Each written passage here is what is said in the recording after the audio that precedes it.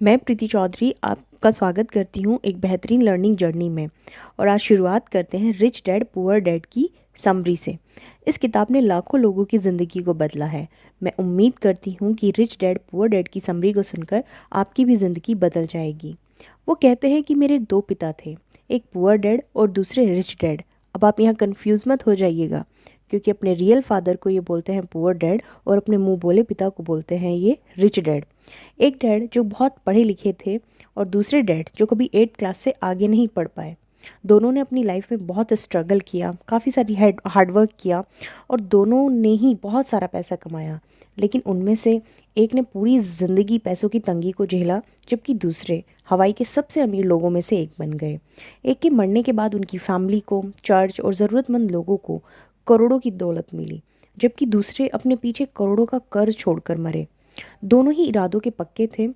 दोनों ने ही रॉबर्ट को सलाह दी, पर उनकी सलाह एक जैसी नहीं होती थी।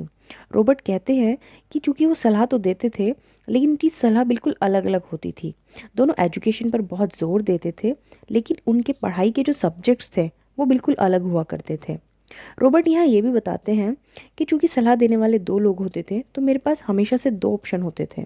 हमेशा दो विचार हुआ करते थे, एक अमीर आदमी का और दूसरा गरीब आदमी का। चूँकि ये रॉबर्ट की अपनी ज़िंदगी की कहानी है। इनके दो पिता थे। एक जो उनके रियल फादर थे, उन्हें ये पुअर डैड का दर्जा देते हैं। दूसरे जो इनके फ्रेंड माइक के पिता थे, उन्हें ये रिच डैड का दर्जा देते हैं। इनके असली पिता जो बहुत पढ़े लिखे थे, वो एक कॉलेज में प्रोफेसर थे, लेकिन पैसों का सही समझ नहीं होने की वजह से अपनी पूरी ज़िंदगी इन्होंने पैसे को लेकर बहुत ज़्यादा स्ट्रगल की, और इसी वजह से रॉबर्ट इन्हें पुअर डैड का टाइटल देते हैं। जबकि दूसरी तरफ इनके मुंह बोले पिता कम पढ़े लिखे होते हुए भी बहुत बड़े बिजनेसमैन बने और एक कामयाब इंसान भी। इसी वजह से रॉबर्ट इन्हें कहते हैं rich dad. Robert T Kiyosaki अपनी book rich dad poor dad में बताते हैं कि जब वो केवल 9 साल के थे, तो स्कूल में दूसरे अमीर बच्चों को देख के इनके मन में भी अमीर बनने की इच्छा होती थी। और इसीलिए उन्होंने अपने पुअर डैड से एक दिन पूछा कि अमीर कैसे बना जा सकता है। लेकिन जो इनके रियल फादर थे, उनके पास इसका कोई आंसर नहीं था। इसलिए वो बोलते हैं कि तुम एक काम करो, तुम अपने बेस्ट फ्रेंड माइक के पिता के पास जाओ और इस सवाल का जवाब वही तुम्हें बता सकते हैं। तो ये क्या करते हैं, थोड़ी देर के लिए सोच में पड़ जाते हैं। रॉबर्ट सोचते हैं कि जो इंसान अभी खुद भी रिच नहीं है, वो मुझे कैसे बताएगा कि अमीर कैसे बना जा सकता है। क्योंकि यहाँ पे प्रॉब्लम ये थी कि इनके जो पुअर पिता थे वो अभी पुअर नहीं थे, और जो रिच डैड थे वो अभी रिच नहीं थे। तो इसलिए थोड़ा सोच में पड़ जाते हैं, लेकिन इन्हें अपने क्वेश्चन के आंसर चाहिए था। इसीलिए ये चले जाते हैं अपने फ्रेंड के पिता के पास, जिन्हें देते हैं रिच डैड का दर्जा। और यहाँ से शुरू हो जाती है रॉबर्ट की फाइनेंशियल एजुकेशन की इम्पॉर्टेंट जर्नी, जहाँ एक तरफ रॉबर्ट के पुअर डैड बोलते थे कि खूब हार्डवर्क करो, पढ़ो और अच्छे मार्क्स लेके आओ और एक अच्छी जॉब प्राप्त कर लो ताकि तुम अपना जीवन यापन कर सको। जबकि रॉबर्ट के रिच डैड बोलते थे कि मेहनत करो और सोचो कि तुम कैसे लोगों को जॉब दे सकते हो या कैसे एक कंपनी को खड़ा कर सकते हो। पुअर डैड हमेशा ये बोला करते थे कि मैं ये नहीं कर सकता या ये मैं नहीं खरीद सकता, जबकि रिच डैड हमेशा ये बोलते थे कि ये सोचो कि मैं इसे कैसे खरीद सकता हूँ।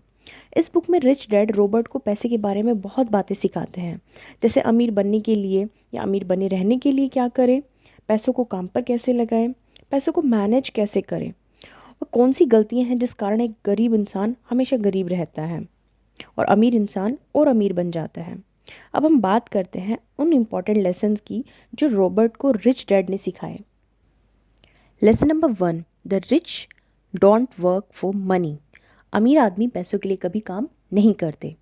ज़्यादातर लोग अमीर बनने के लिए बहुत मेहनत करते हैं, अच्छी पढ़ाई करते हैं, अच्छे मार्क्स लेके आते हैं और फिर उनको एक अच्छी नौकरी मिल जाती है। लेकिन बहुत मेहनत करने के साथ भी वो रोज़ अपनी जॉब पे जाते हैं और एक ट्रैप में फंस जाते हैं, जिससे वो कभी बाहर नहीं आ पाते। बहुत सारे लोग अमीर बनने के लालच में एक रेट रेस का हिस्सा बन जाते हैं और उनका एक माइंडसेट बन जाता है कि मंथ के लास्ट में सैलरी मिलेगी, और फिर इसी वजह से वो बड़े बड़े लोन्स उठा लेते हैं और उन लोन्स पे वो गाड़ी ले लेते हैं, क्रेडिट कार्ड पर दूसरी महंगी चीज़ें ले लेते हैं और ऐसा करके वो उस ट्रैप में फंसे रह जाते हैं जहाँ से उनका निकल पाना लगभग नामुमकिन सा होता है, क्योंकि आपने जो लोन लिया है उसको आपको पे भी करना है, और उस लोन को पे करने के लिए आपको कई सालों तक नौकरी करनी पड़ेगी, और नौकरी से जो पैसा आएगा उसमें से ज़्यादातर पैसा आपको लोन को पे करने में चला जाएगा। और ऐसे बहुत सारे लोग हैं जो अपनी पूरी ज़िंदगी केवल नौकरी करते रहते हैं और लोन अमाउंट चुकाते रहते हैं। अब बात यहाँ आती है, नौकरी ना करें तो क्या करें। अमीर लोग पैसों के लिए काम नहीं करते, बल्कि पैसा उनके लिए काम करता है। अमीर लोग कुछ ऐसा करते हैं कि वो अपने पैसे को अपने लिए काम पे लगा लेते हैं, वो पैसे के लिए काम नहीं करते। लेसन नंबर 2, लोगों को फाइनेंशियल एजुकेशन सिखाना क्यों ज़रूरी है। दूसरे लेसन में रिच डैड ये सिखाते हैं कि पैसों की समझ होना बहुत ज़्यादा ज़रूरी है। लेकिन दुनिया के जितने भी स्कूल्स हैं उन सभी में लगभग एक तरह की एजुकेशन सिखाई जाती है, जिनमें फाइनेंशियल एजुकेशन तो कहीं नहीं सिखाई जाती। अब एक एग्जांपल के तौर पे मैं आपको बताती हूँ। जैसे बहुत सारे लोगों को लॉटरी लगती है और कौन बनेगा करोड़पति जैसे शोध, ये काफ़ी लोग जीतते हैं। लेकिन जिस इंसान के अंदर पैसों का मैनेजमेंट करना नहीं आता, या जिस इंसान को फाइनेंशियल एजुकेशन नहीं होती, वो इंसान कुछ टाइम के बाद में फिर से गरीब हो जाता है, वो पैसा भी उसकी हेल्प नहीं कर पाता। इसीलिए यहाँ एक सिस्टम है कि खूब पढ़ो, अच्छे मार्क्स लेके आओ और अच्छी जॉब करो, लेकिन फाइनेंशियल एजुकेशन पे कोई ध्यान नहीं देता। जबकि कोई भी जॉब इंसान को अमीर नहीं बना सकती। जैसे कोई भी पढ़ लिख कर अच्छी जॉब ले लेता है, पर वो केवल और केवल 9 to 5 के चक्कर में पड़ के रह जाता है। और इसी 9 to 5 के चक्रव्यूह से निकलने के लिए रिच डैड बताते हैं कि इंसान को एसेट्स बढ़ाने चाहिए और लायबिलिटीज़ को घटा देना चाहिए। एसेट्स क्या होते हैं? एसेट्स वो होते हैं जो हमारी जेब में पैसा डालते हैं, और लायबिलिटीज़ वो होती हैं जो हमारी जेब से पैसा निकालती हैं। एग्जाम्पल के तौर पे सपोज़ दैट मैंने एक दुकान खरीदी और उस दुकान से मुझे रेंट आ रहा है, तो वो दुकान मेरी जेब में पैसा डाल रही है, तो वो एसेट्स हुआ। और लायबिलिटीज़, जैसे मैंने एक कार खरीदी, तो कार खरीदने के लिए मेरी पॉकेट से पैसा भी निकला और उसको कंटिन्यू मेंटेन करने के लिए भी मुझे पैसे की ज़रूरत हुई, तो वो कार लायबिलिटीज़ हुई। तो अमीर बनने के लिए सबसे ज़्यादा ज़रूरी होता है कि आप एसेट्स को ख़रीदें और लायबिलिटीज़ को जितना हो सके उतना कम करें।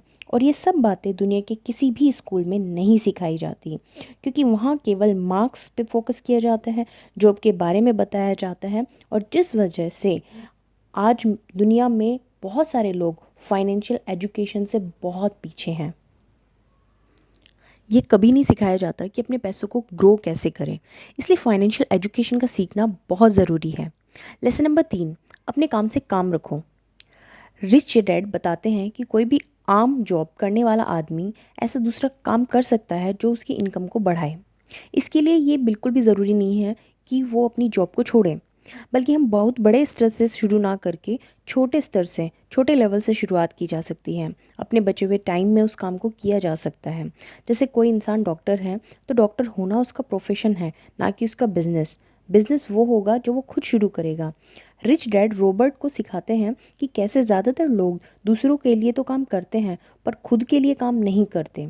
इसलिए इंसान को खुद पर भी ध्यान देना चाहिए, लेकिन इसका मतलब ये नहीं है कि आप पहले ही नौकरी छोड़ दें। वो ये चाहते हैं कि आप जॉब के साथ साथ अपने एसेट्स को बढ़ाएं, ताकि जब आपको लगने लगे कि अब आप जितना पैसा आपको जॉब से आ रहा है उतना आप कमा रहे हैं, तब आप अपना 100% टाइम जॉब को छोड़कर अपने बिजनेस या अपने काम पर दे सकते हैं।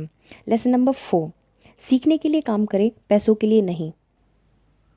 ये बात थोड़ा अजीब लगती है, क्योंकि हर कोई इंसान जब भी कोई काम करता है तो उसके बदले में उसको चाहिए कि इसके बदले में मुझे कुछ ना कुछ सैलरी या कुछ ना कुछ मुझे अमाउंट मिले। लेकिन अगर आपको कोई काम सीखना है, कुछ परफेक्शन उसमें लेके आना है, तो आप अपने सीखने पे ध्यान दें, ना कि पैसों पर। एक बार रॉबर्ट टी कियोसाकी सिंगापुर में थे और उनको एक महिला वहाँ पे मिलती है जो उनका इंटरव्यू ले रही होती है। तो वो बताती है बातों बातों में कि मैं भी एक बहुत अच्छी राइटर बनना चाहती थी, लेकिन मैं इतनी सफल नहीं हो पाई। और वो अपने काफ़ी सारे जो लेख होते हैं वो रॉबर्ट टी कियोसाकी को दिखाती है। रॉबर्ट टी कियोसाकी भी देखते हैं तो उन्हें भी लगता है कि लेख वाकई में बहुत अच्छे हैं। तो उस महिला को एक सलाह देते हैं कि क्यों ना तुम एक सेल्स ट्रेनिंग कोर्स करो, जिससे तुम्हें बहुत हेल्प मिलेगी। लेकिन ये बात उस महिला को बहुत बुरी लग जाती है। ये बात इसलिए बुरी लगती है क्योंकि वो हाईली एजुकेटेड थी। इसलिए उसको लगता है कि शायद अगर वो सेल्स ट्रेनिंग का काम या कोर्स जो है वो अब सीखेगी तो ये उसकी इमेज के थोड़ा सा अगेंस्ट होगा। तो अगर वो ऐसा कर ले, अगर वो महिला सेल्स ट्रेनिंग का कोर्स कर ले तो शायद वो एक बेस्ट राइटर बन सकती है, लेकिन वो ऐसा नहीं करती, इसलिए वो आगे नहीं जा पाती अपने उस फील्ड में। तो इसीलिए रॉबर्ट बताते हैं कि हमें सीखने के लिए काम करना चाहिए, जबकि बहुत सारे लोग सीखने के लिए काम नहीं करते, केवल पैसों के लिए काम करते हैं। तो अमीर बनने के लिए हमें बहुत सारी चीज़ें सीखनी होती है। हमें चाहिए कि हम टाइम टू टाइम खुद को अपडेट करते रहें और ऐसी चीज़ें सीखते रहें, ऐसे कोर्स करते रहें जिससे हमारी इनकम में बढ़ोतरी हो, जिससे हमारी नॉलेज में बढ़ोतरी हो। लेसन नंबर 6, रुकावटों और बाधाओं को पार करना। रॉबर्ट टी कियोसाकी अपनी बुक में ये बताते हैं कि काफ़ी सारे लोग ऐसे होते हैं जिन्हें पैसों की समझ तो होती है, लेकिन बहुत सारे ऑब्स्टेकल्स ऐसे आ जाते हैं जिस वजह से वो अपने पैसे को ग्रो नहीं कर पाते। वो कौन कौन से ऑब्स्टेकल्स होते हैं? नंबर 1 डर, नंबर 2 डाउट, नंबर 3 आलस, नंबर 4 बुरी आदतें एंड नंबर 5 ईगो। नंबर 1 डर। डर इस बात का कि अगर मेरे पैसे मैंने कहीं इन्वेस्ट किए या किसी चीज़ों में मैं पैसे लगाता हूँ तो मेरे पैसे डूब जाएंगे। मतलब इंसान डरता है रिस्क लेने से, इसी वजह से वो आगे नहीं बढ़ पाता। Number 2 doubt. पैसा डूब गया तो क्या होगा, लोग इस तरह से सोचते हैं, तो लोग कंफ्यूज होते हैं, इसीलिए वो कभी आगे ही नहीं बढ़ पाते, वो नेक्स्ट स्टेप कभी ले ही नहीं पाते और उनका पैसा कभी ग्रो नहीं कर पाता। थर्ड पॉइंट जो अगला आता है वो आता है आलस। आलस जो होता है सभी बुराइयों की जड़ होती है, ये हम बचपन से सुनते आते हैं। इसीलिए अगर हमें बहुत पैसा कमाना है तो हमें लेज़ी नहीं रहना है। बहुत ज़्यादा लेज़ी इंसान कभी बहुत ज़्यादा कामयाब इंसान नहीं बन सकता, तो हमें एक्टिव तो रहना ही होगा। नंबर 4 पॉइंट आता है बुरी आदतें। बुरी आदतें, हमें अपनी बुरी आदतों को छोड़ना चाहिए। बुरी आदतें जैसे फालतू चीज़ों पे इन्वेस्ट करना, अपनी टाइम की वेस्टिंग करना, ये सारी चीज़ें अगर हम नहीं छोड़ते तो कहीं ना कहीं ये हमारी जो जर्नी होती है लाइफ की सक्सेस की, उसमें हमें ये बहुत बाधा डालती हैं। इसीलिए इंसान को चाहिए कि वो अपनी बुरी आदतों को छोड़े और अपने ग्रूमिंग पर कुछ पैसे वो खुद के लिए भी दे। सपोज़ आपकी सैलरी आती है 10,000, 5,000, 50,000, जितनी भी आपकी सैलरी है उसमें से कुछ पार्ट निकाल के आप खुद के लिए रखें, उसे आप खुद पे इन्वेस्ट करें, खुद की ग्रूमिंग पर इन्वेस्ट करें, जो आपकी आदतें हैं उनको अच्छा बनाएं। कहा भी गया है कि जैसी होगी संगति ऐसा ही आपका, जैसी आपकी संगति होगी ऐसा आपका मन होगा, जैसा आपका मन होगा ऐसी आपकी वाणी होगी, जैसी आपकी वाणी होगी वैसे ही आपके कर्म होंगे, और इंसान अपने कर्मों से जाना जाता है। नंबर 5 पॉइंट जो आता है वो आता है ईगो, अहंकार। बहुत सारे लोग ऐसे होते हैं जो अपनी अज्ञानता को छुपाने के लिए अहंकार का एक तरह से पल्ला जो है वो ओढ़ लेते हैं, ईगोइस्ट हो जाते हैं, जबकि ईगो जो होती है वो हमें आगे बढ़ने से रोकती है। अगर हम अपनी ईगो में रहेंगे, हम सीखने की ललक जो है हमारे अंदर वो कभी पैदा नहीं कर पाएंगे, क्योंकि बहुत सारे लोग ऐसे होते हैं जो चीज़ों को सीखने के लिए अपने से छोटे इंसान के साथ ऐसा ही बिहेव करते हैं जैसा वो होता है और उनसे चीज़ें सीख लेते हैं। ईगो इंसान की सबसे बड़ी दुश्मन हो सकती है। हो सकता है कि सामने वाले इंसान से आपको बहुत प्रॉफिट हो जाए, लेकिन आप अपनी अकड़, अपने अहंकार की वजह से उससे बात तक नहीं करते, तो कहीं ना कहीं ये आपको बहुत बड़ा नुकसान ले आता है।